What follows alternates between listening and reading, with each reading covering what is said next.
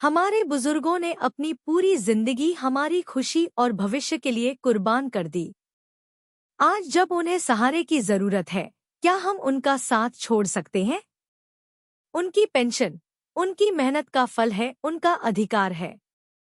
आपका एक लाइक और सब्सक्राइब सिर्फ एक क्लिक नहीं, बल्कि उनके लिए आपकी दुआ और समर्थन है। यह उन आंखों में खुशी और दिलों में सुकून ला सकता है, जो आज भी हमारे लिए हर पल दुआ करते हैं। हम हाथ जोड़कर आपसे निवेदन करते हैं, हमारे चैनल को सब्सक्राइब करें, इस संदेश को हर कोने तक पहुंचाएं और हमें 1 मिलियन लाइक्स तक पहुंचने में मदद करें। आपका यह छोटा सा कदम हमारे बुजुर्गों की जिंदगी में बड़ा बदलाव ला सकता है। आइए मिलकर उनकी मेहनत और त्याग का सम्मान करें। उनके हक के लिए साथ चलें, ताकि वे गर्व से कह सकें कि उनका परिवार उनके साथ खड़ा है। खुशखबरी, पेंशन में संशोधन के साथ केंद्र सरकार ने जारी किए 6 दिशा निर्देश।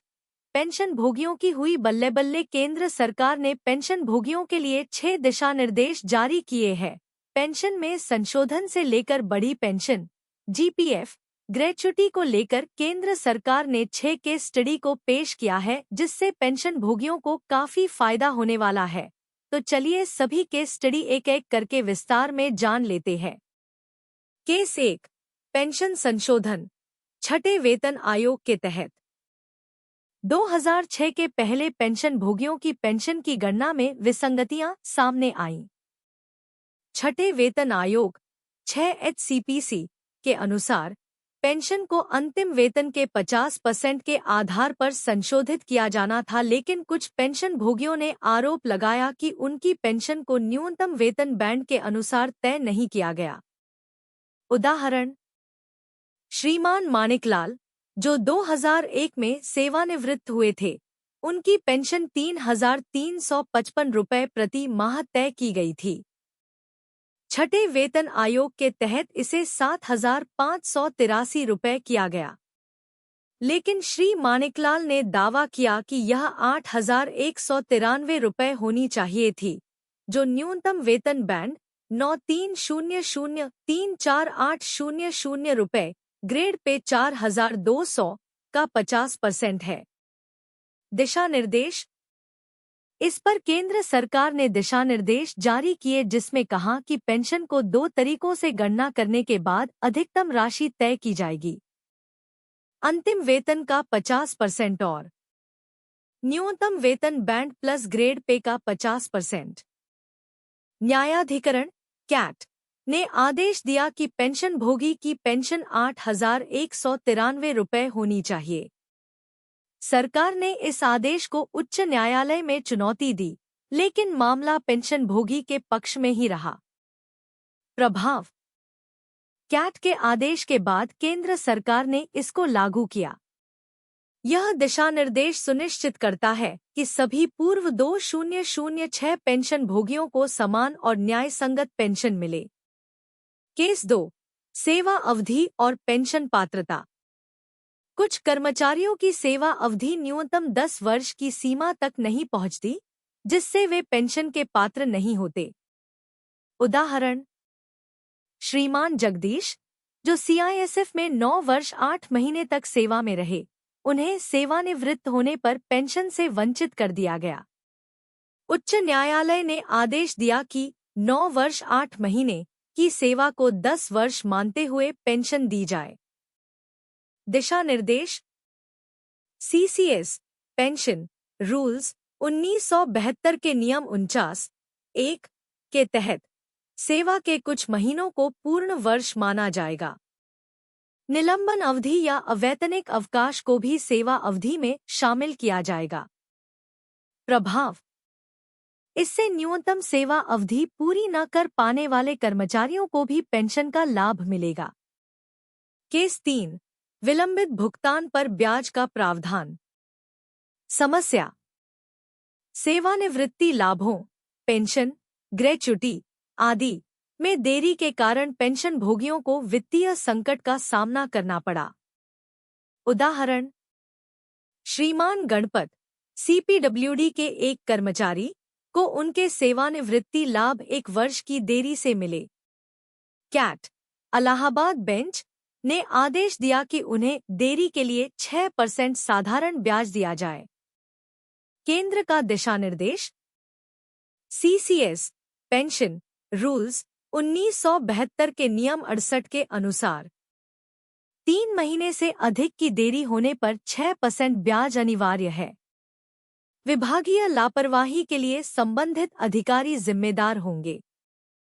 प्रभाव। पेंशनभोगियों को समय पर भुगतान सुनिश्चित होगा और देरी के मामलों में विभागीय जवाबदेही बढ़ेगी।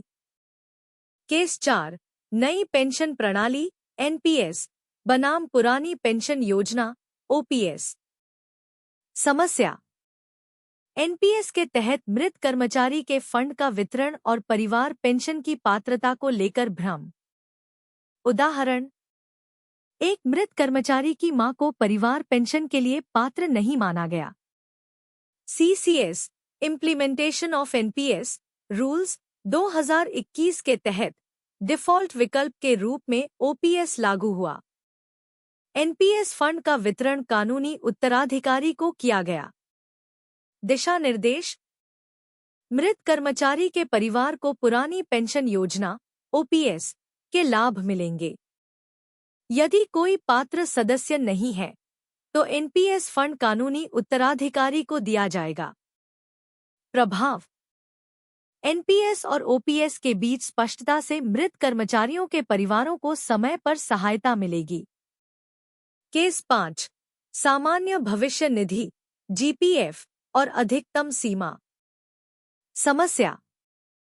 जीपीएफ में वार्षिक योगदान की सीमा 5 लाख रुपए का उल्लंघन और उस पर ब्याज भुगतान।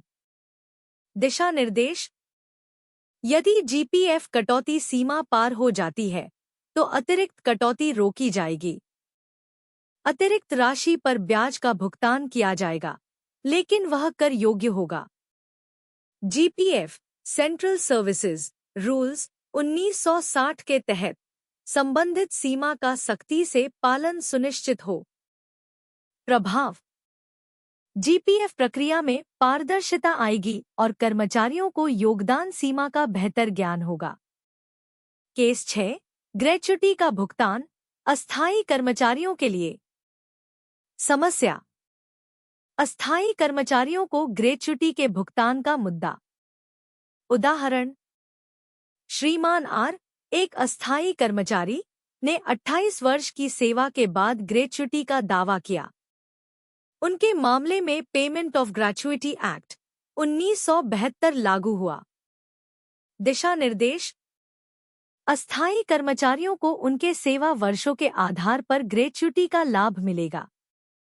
सीसीएस ग्रेच्युटी पेमेंट रूल्स 2021 केवल नियमित कर्मचारियों पर लागू होते हैं।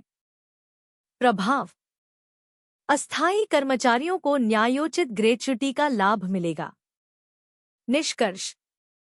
यह विस्तृत केस स्टडी पेंशन भोगियों और कर्मचारियों की समस्याओं को न केवल स्पष्ट करती है, बल्कि उनके समाधान का एक निष्पक्ष और प्रभावी ढांचा भी प्रदान करती है।